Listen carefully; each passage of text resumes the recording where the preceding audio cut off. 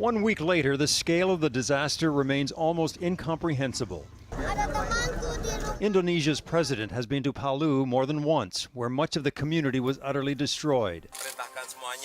Earlier, he said, "I was told what happened, but we didn't expect it to be like that."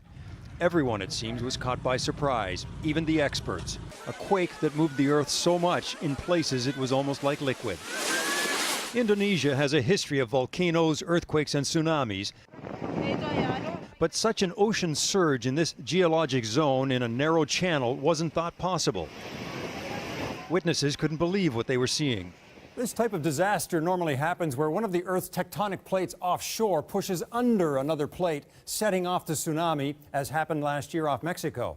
Now, that's not what happened with the Palu Coral Fault in this part of Indonesia.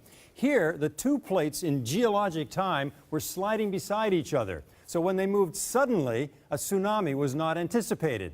But it seems underwater landslides were triggered, setting off a massive wave. And from that location near the epicenter, the tsunami funneled down a long, narrow channel, amplifying the waves, with the people of Palu waiting at the end of the channel, unsuspecting and unprepared.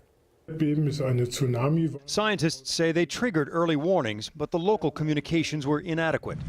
Day by day, the scale of the devastation has become more apparent. Some areas so remote that communication was cut off for days.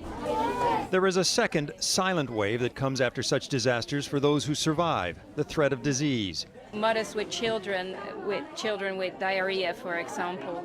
So this is the basic health care we're providing right now. The president is asking those who can to try to revive the local economy, to bring Palu back to normal. And while there is an attempt to fully understand how it happened to be better prepared for next time, the immediate need is for food, medicine, and the resources to rebuild their now devastated way of life. Eric Sorensen, Global News.